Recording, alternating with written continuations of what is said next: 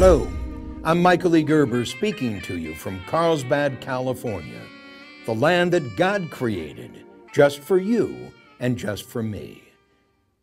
Today I have a very, very special opportunity to read Chapter 9 of that original, extraordinary book I wrote in 1986, the book called The E-Myth, Why Most Businesses Don't Work and What to Do About It, that in fact started a revolution among small business owners around the world. We're reading from Chapter 9. The E-Myth, working on your business, not in it. James Krenoff, in a cabinet maker's notebook, said, "Form is only a beginning. It is the combination of feelings and a function, shapes and things that come to one in connection with the discoveries made as one goes into the wood that pull it together and give meaning to form." It is critical to you that you understand the point I'm about to make. For if you do, neither your business nor your life will ever be the same. The point is, your business is not your life. Your business and your life are totally separate things. Your business is something apart from you, with its own needs, its own rules, and its own purposes.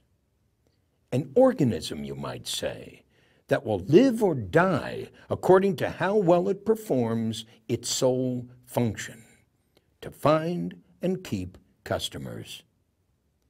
Once you recognize that your life is not your business, but something your business must serve, you can begin to go to work on your business rather than in it. This is where you can put the franchise prototype to work for you, where working on your business rather than in your business will become the central theme of your daily activity, the prime catalyst for everything you do from this moment forward. Pretend that the business you own or want to own is the prototype or will be the prototype for 5,000 more just like it. That your business is going to serve as the model for 5,000 more just like it, not almost like it, mind you, but exactly like it. Perfect replicates, clones. In other words, pretend that you're going to franchise your business. Note I said pretend. I'm not saying that you should. That isn't necessary, unless of course you want to. Further, pretend that there are standards you have to abide by in order to pull this off. In other words, there are rules of the game. These rules are, number one, the model will be operated by people with the lowest possible level of skill. 2, the model will stand out as a place of impeccable order. 3, all work in the model will be documented in operations manuals. 4, the model will provide a uniformly predictable service to your customer. 5, the model will utilize a uniform color, dress, and facilities code. Let's take a look at each of these rules in turn. The first rule: the model will be operated by people with the lowest possible level of skill. Yes, I said lowest possible level of skill. If your model depends on highly skilled people, it's going to be impossible to replicate. Such people are at a premium in the marketplace. They're also expensive, thus raising the price you will have to charge for your product or your service. The question you need to keep asking is, how can I give my customer the results he wants systematically rather than personally? Put another way, How can I create a business whose results are systems dependent rather than people dependent? That is not to say that people are unimportant. Quite the contrary. People bring systems to life. People make it possible for things that are designed to work to produce the intended results. And in the process, they learn how to more effectively make things work for themselves and for your business. It's been said, and I believe it to be true, that great businesses are not built by extraordinary people, but by ordinary people doing extraordinary things.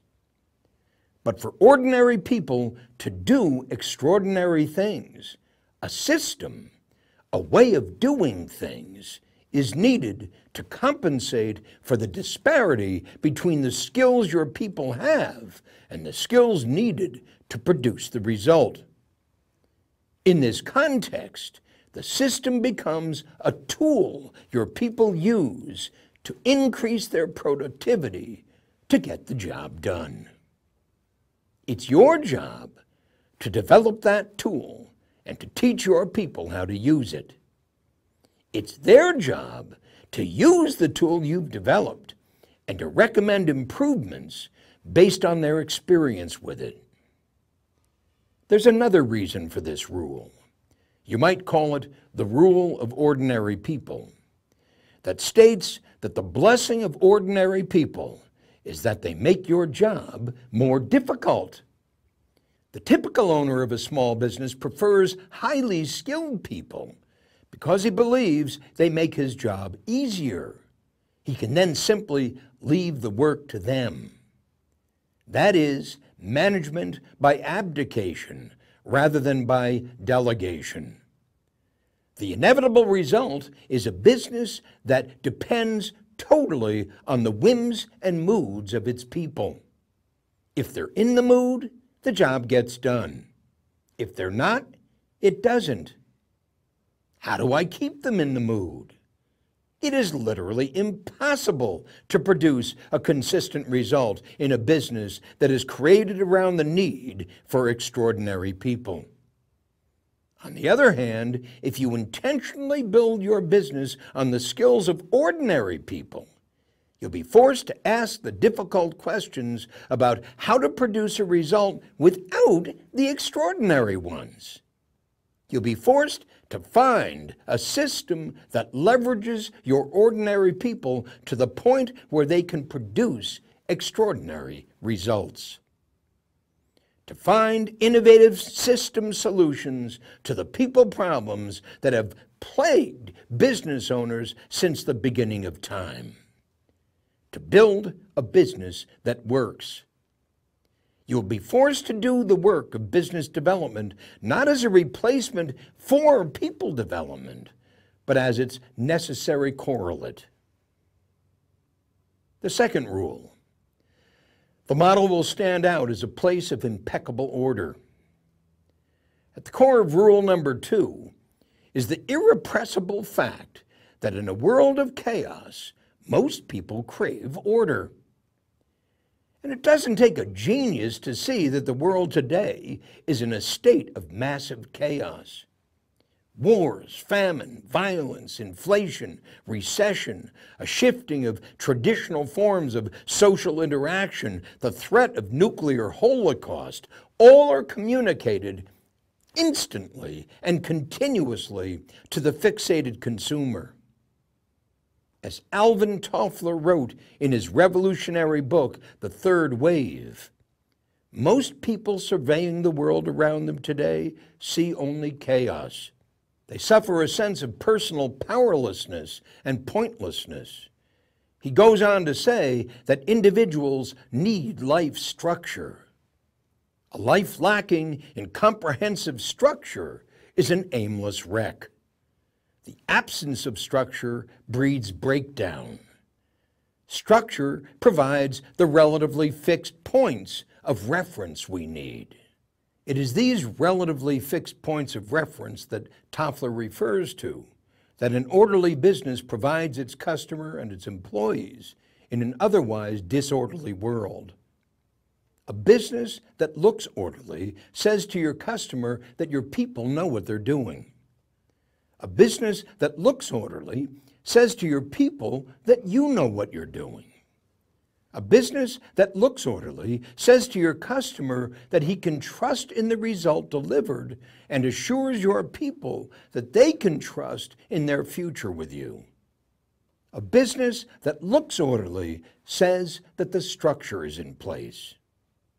3. All work in the model will be documented in operations manuals.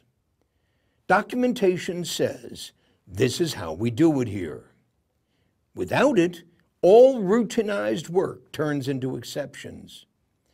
Documentation provides your people with the structure they need and with a written account of how to, in quotes, get the job done in the most efficient and effective way, in your way, in your company's way. It communicates to the new employee as well as the old that your systems work, that there is a technology by which results are produced. Documentation is an affirmation of order. Again, from Toffler, for many people, a job is crucial psychologically over and above the paycheck. By making clear demands on their time and energy, it provides an element of structure around which the rest of their lives can be organized. The operative word is clear. Documentation provides the clarity structure needs if it is to be meaningful to your people. Through documentation, structure is reduced to specific means rather than generalized ends. To a literal and simplified task, the technician in each of us needs to understand to do the job at hand. The operations manual is the repository of the documentation and is therefore best described as a company's how to do it guide. It designates the purpose of the work. It specifies the steps needed to be taken while doing that work.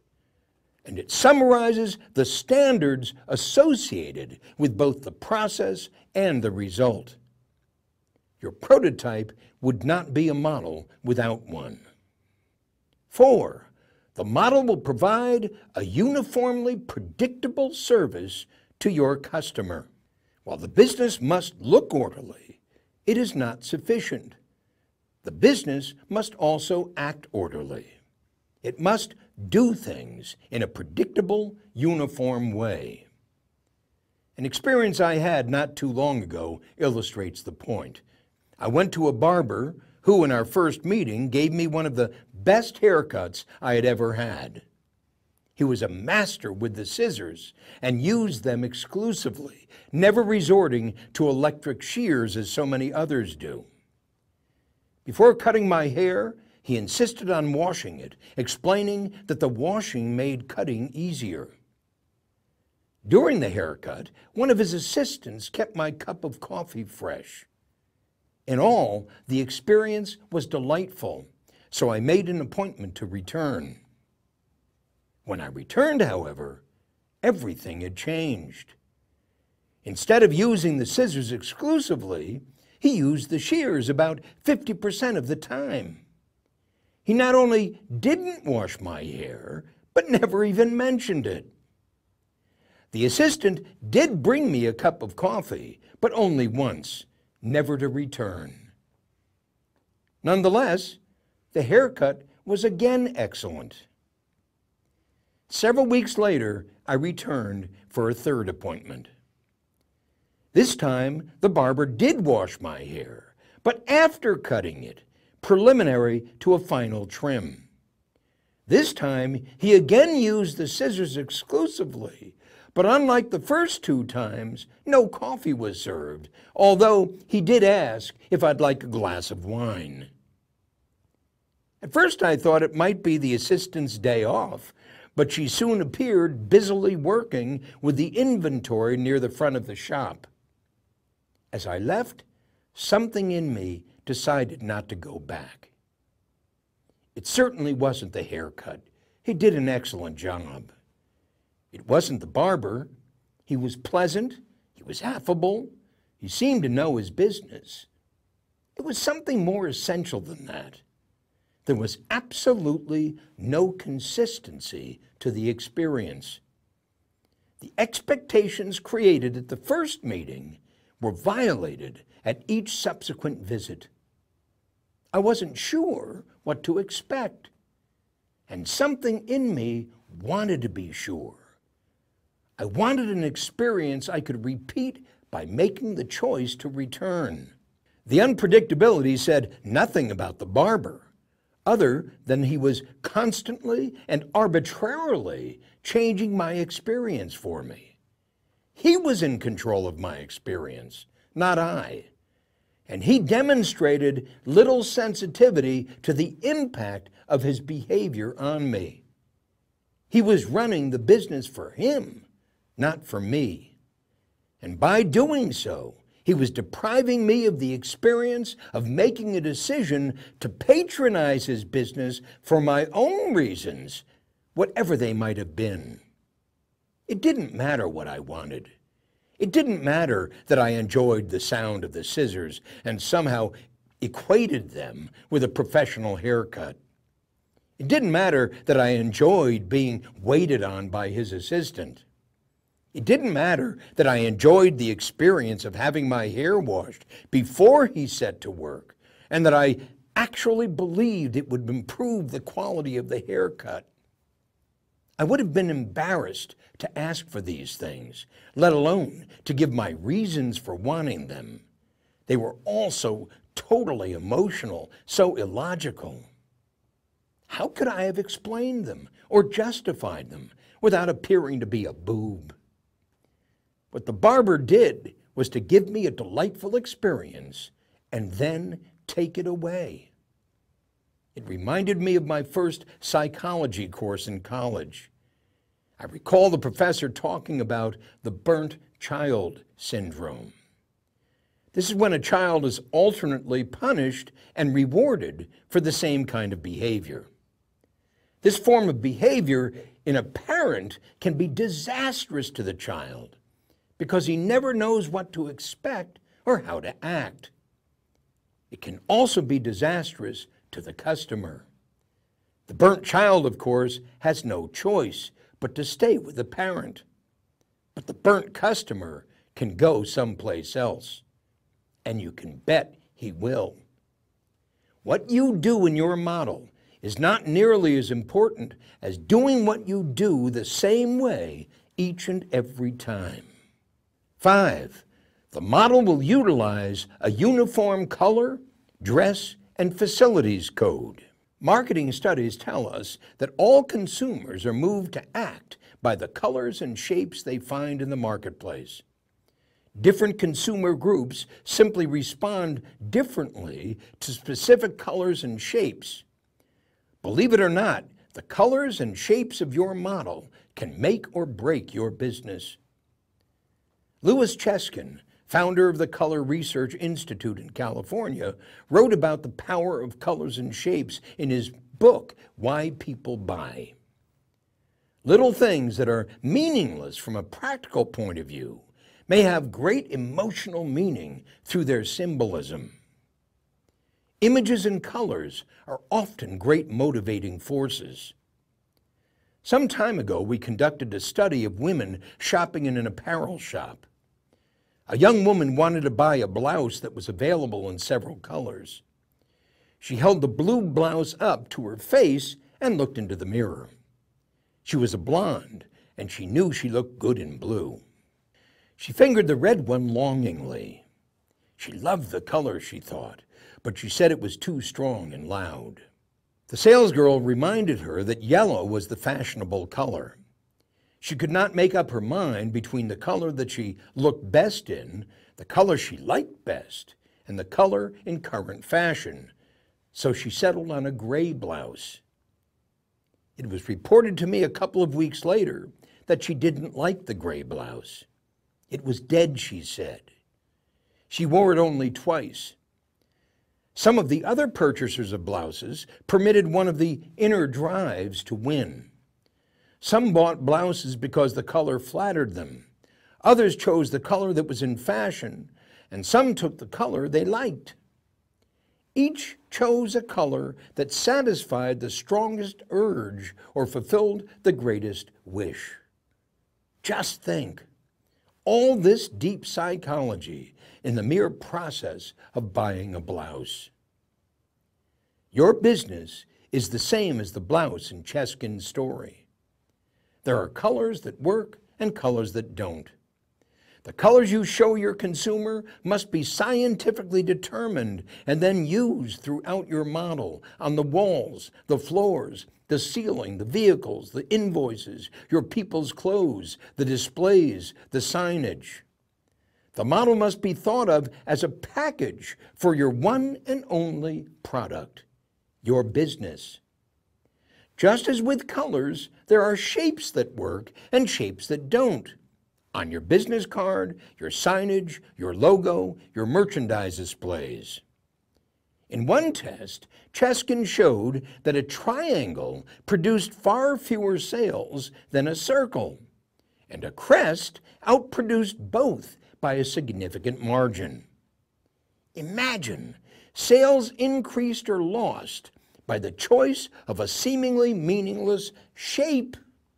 The shape of your sign, the shape of your logo, the type style used on your business cards not only can have a significant impact on sales, but will, whether you care to think about it or not. Your prototype must be packaged as carefully as any box of cereal. Before we go on, let's summarize what we've covered so far. Go to work on your business rather than in it. Go to work on your business as if it were the pre-production prototype of a mass-producible product. Think of your business as something apart from yourself, as a world of its own, as a product of your efforts, as a machine designed to fulfill a very specific need, as a mechanism for giving you more life, as a system of interconnecting parts, as a package of cereal, as a can of beans, as something created to satisfy your consumers' deeply held perceived needs, as a place that acts distinctly different from all other places, as a solution to somebody else's problem. Think of your business as anything but a job. Go to work on your business rather than in it, and ask yourself the following questions. How can I get my business to work, but without me? How can I get my people to work, but without my constant interference? How can I systematize my business in such a way that it could be replicated 5,000 times so the 5,000th unit would run as smoothly as the first? How can I own the business and still be free of it? How can I spend my time doing the work I love to do rather than the work I have to do? If you ask yourself these questions, you will eventually come face to face with the real problem, that you don't know the answers. And that's been the problem all along. But now it should be different, because now you know that you don't know. Now you are ready to look the problem squarely in the face. The problem isn't your business. The problem is you. It's always been you, and it will always be you until you change. Until you change your perspective about what a business is and how it works. Until you begin to think about your business in a totally new way. Business is both an art and a science. And like art and science, serious business calls for specific information. Most importantly, serious business calls for a process, a practice by which to obtain that information, and then a method to use that information productively. What follows is just such a method. A programmed approach to learning what needs to be learned in order to climb the proverbial ladder. A proven way to the top that has been successfully implemented by thousands of businesses. We called it the Michael Thomas Business Development Program. Come back, read more. This is Michael E.Gerber speaking to you from Carlsbad, California, the land that God created just for you and just for me.